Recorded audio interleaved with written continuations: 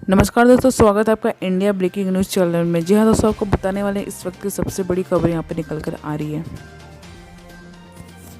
तो बता दें आपको, धीमी हुई बेरोजगारी की स्पीड पर 7 करोड़ से ज़्यादा लोग ने छोड़ा काम। तो आपको बता दें, लॉकडाउन के बीच 26 अप्रैल को समाप्त हफ्ते में बेरोजगारी दर की कमी आई है। इस हफ्ते में बेरोजगारी दर 21% रही, जो पिछले हफ्ते 26.2% की काफ़ी कम है।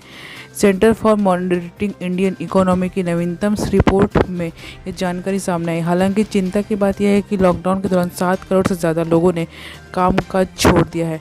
ये लॉकडाउन के दौरान सबसे कम बेरोजगारी दर है। हालांकि अभी भी बेरोजगारी की दर बहुत ज़्यादा है। गौरतलब है कि इसके पहले भी CMIE की एक रिपोर्ट के अनुसार मार्च में बेरोजगारी दर पिछले 43 महीने के सबसे ऊंचे स्तर पर 8.7% तक पहुंच गई है।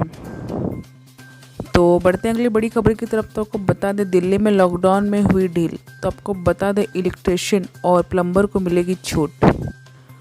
तो बता दें आपको कि कोरोना से जूझ रहे दिल्ली को लॉकडाउन में राहत मिली है। दिल्ली सरकार ने कोरोना की स्थिति की समीक्षा के बाद पशु चिकित्सक, प्लम्बर और मेरी कर्मियों पर रोक हटा दी। दिल्ली आपदा प्रबंधन ने आदेश में हेल्थ वर्कर्स, लैब टेक्नीशियन और वैज्ञानिकों की अंतर्राज्य यात्रा की भी अनुमति दे दी गई है।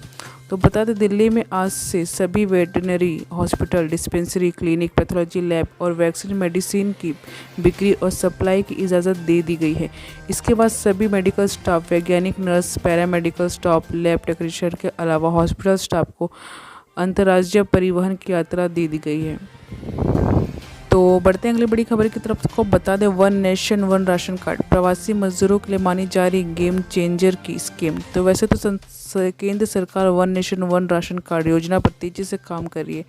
1 जून से पूरे देश में योजना को लागू करने का प्लान किया जा रहा है। फिलहाल देश में 12 राज्यों में इस योजना की शुरुआत 1 जनवरी 2020 से हो गई थी।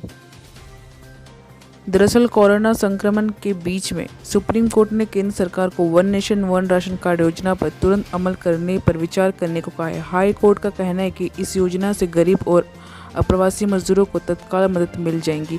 इस तरह के कोर्ट ने सरकार से पूछा कि one nation one ration card योजना को तत्काल प्रभाव से लागू करने की कितनी संभावना है। तो आपको बता दें, सरकार की महत्वाकांक्षी योजना है जिसके तहत पूरे देश में PDS के लाभार्थी को कहीं भी सार्वजनिक वितरण प्रणाली के तहत चलने वाले राशन की दुकानों से राशन मिलेगा। यानी किसी भी राज्य का राशन कार्ड धारक दूसरे किसी भी राज्य में भी कार्ड दिखाकर राशन ले सकेंगे। उदाहरण के तौर पर किसी का बिहार में राशन कार्ड बना हुआ है तो वो दिल्ली में काम करता है, तो बिहार के राशन कार्ड से दिल्ली में राशन ले सकेगा। तो बढ़ते हैं अगली बड़ी खबर की तरफ। तो को बता दें, CBSE बोर्ड एग्जाम के बच्चे एग्जाम कराने मनीष सिसोदिया ने कहा। तो आपको बता दें, कोरोना वायरस का प्रकोप CBSE बोर्ड सहित कई अन्य बोर्ड और प्रतियोगी परीक्षाओं पर भी दिख रहा है। लॉकडाउन में जहां स्कूल और कॉलेज बंद है, ऐसे में बोर्ड की बची हुई परीक्षाएं कराना बड़ी चुनौती बन गया है। मंगलवार को मानव संसाधन विकास मंत्री रमेश निशंक ने वीडियो कॉन्फ्रेंस के जरिए विभिन्न प्रदेशों के शिक्षा मंत्री से बात की है। तो बता दें, इस वीडियो बैठक में दिल्ली के शिक्षा मंत्री मनीष सिसोदिया ने मानव संसाधन विकास मंत्री रमेश को ये सुझाव दिया कि 10वीं और 12वीं के स्टूडेंट को भी 9वीं और 11वीं की क्लास के स्टूडेंट की तरह इंटरनल एग्जाम के नंबरों के आधार पर बिना परीक्षा दिए ही पास कर देना चाहिए। हालांकि अब ये देखना होगा कि मानव संसाधन विकास मंत्री रमेश दिल्ली के उप मुख्यमंत्री मनीष सिसोदिया के सुझाव को स्वीकार करके 10वीं और 12वीं के बोर्ड के स्टूडेंट को बिना एग्ज़ाम दिए ही पास करते हैं, या फिर सोमवार के बयान के मुताबिक 10वीं और 12वीं की बोर्ड की परीक्षा लॉकडाउन खत्म होने की स्थिति सुधरने पर आयोजित करने का निर्णय लेते हैं। तो बढ़ते हैं अगले बड़ी खबर की तरफ। को बता दें, ऐप आधारित 2 पैर टैक्सियों के संचालन से किसानों को मिलेगी मदद, नितिन गडकरी ने कहा। तो आपको बता दें, केंद्रीय मंत्री नितिन गडकरी ने राज्य के परिवहन मंत्रियों को सुझाव दिया कि ग्रामीण क्षेत्रों में ऐप आधारित 2 पहिया टैक्सियों का संचालन करना चाहिए। सड़क परिवहन और राजमार्ग मंत्रालय की तरफ से कहा गया है कि इस कदम से किसान समुदाय को 2 पैर टैक्सियों को सुचारू रूप से चलाने में मदद किया जाएगा। सड़क परिवहन और राजमार्ग मंत्रालय की तरफ से कहा गया कि अंतर्राज्यीय सीमा आवागमन की सुरक्षाजनक बनाने के लिए तुरंत कार्यवाही होनी चाहिए। मंत्री नितिन गडकरी ने कहा है कि इससे ज़रूरी सामान ले जाने वाले ट्रकों और लॉरियों की मुश्किलों का सामना नहीं करना पड़ेगा, जिससे कोरोना वायरस महामारी के दौर में लोगों को जरूरी सामान के लिए इंतज़ार नहीं करना पड़ेगा।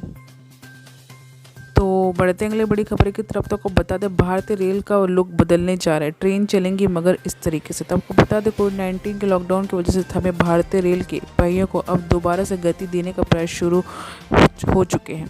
मई में कुछ खास रेल मार्गों पर गाड़ियां चलेंगी मगर एक नए लुक में। खासतौर पर वातानुकूलन यानी एसी गाड़ियों के शीशे उतार कर उनकी जगह पर पैसेंजर कोच वाली सामान्य खिड़कियों लगाई जा रही है। किराया भी स्लीपर क्लास का ही लिया जाएगा। तो आपको बता दें लंबी दूरी वाली गाड़ी एक बोगी में केवल 25 सीटें ही रहेंगी। इसके चलते सोशल डिस्टेंसिंग का पालन अच्छे से हो सकेगा।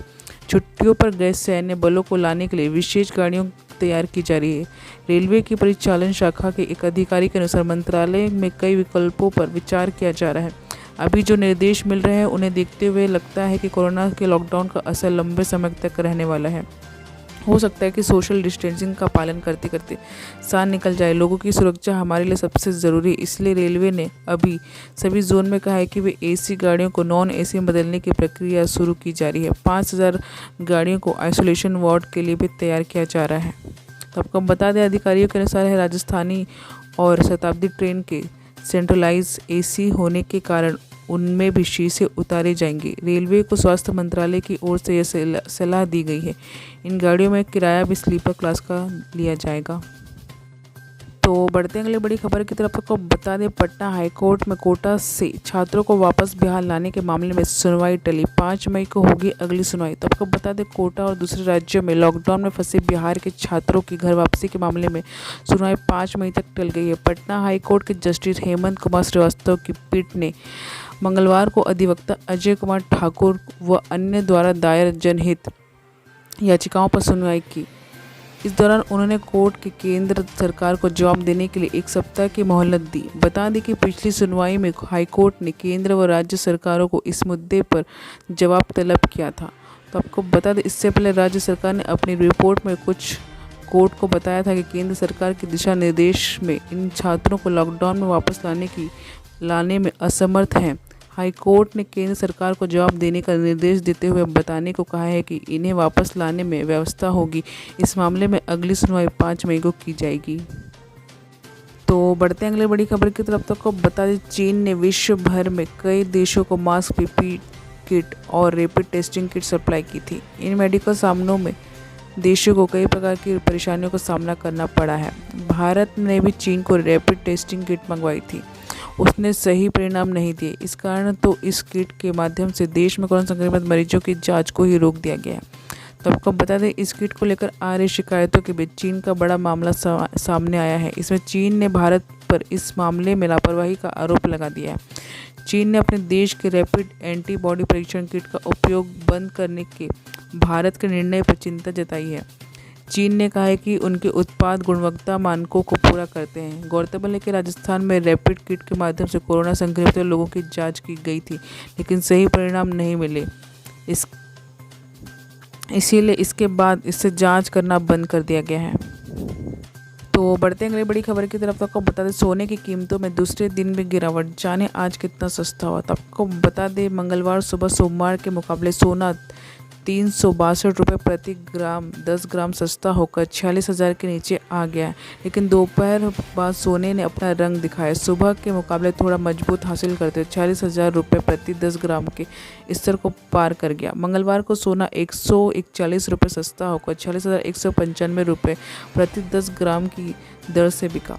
तो वहीं आपको बता दें सोमवार को भी गोल्ड सस्ता होकर 46,336 रुपये पर बिका और वहीं मंगलवार को चांदी 999 भी 400 रुपये कमज़ोर हुई, जबकि सोना मंगलवार को 338 रुपये गिरकर 45,853 रुपये प्रति 10 ग्राम पर आ गया है। तो बढ़ते अगली बड़ी खबर की तरफ। आपको बता दें 7th पे कमीशन डीए के बाद केंद्रीय कर्मचारियों के अन्य भत्तों में भी होगी कटौती। तो जाने सरकार ने क्या जवाब दिया। तो बता दें महंगाई भत्ते यानी डीए में कटौती के बाद केंद्रीय कर्मचारियों को 7वें वेतन आयोग के तहत मिलने वाले ट्रैवल अलाउंस और मेडिकल अलाउंस जैसे भत्ते में भी सरकार कमी करने की तैयारी में है। यदि कुछ खबरों में पढ़ने के बाद आपके मन में भी ये सवाल उठा है तो सरकार की यह बात जानना आपके लिए बेहद ज़रूरी है। दरअसल सरकार एजेंसी पीआईबी ने अपने ट्विटर हैंडल से ऐसी तमाम खबरों का खंडन किया है। PIB फैक्ट चेक नाम के ट्विटर हैंडल पर कहा गया है कि ऐसा कोई प्रस्ताव नहीं है। ट्वीट में कहा गया था कि इस तरह की कोई भी खबर आधारितहीन है और पूरी तरीके से गलत है। PIB ने कहा है कि ऐसी खबरों पर यकीन न करें और केंद्रीय कर्मचारी को पहले से ही इस तरह की भत्तों का भुगतान जारी रहेगा।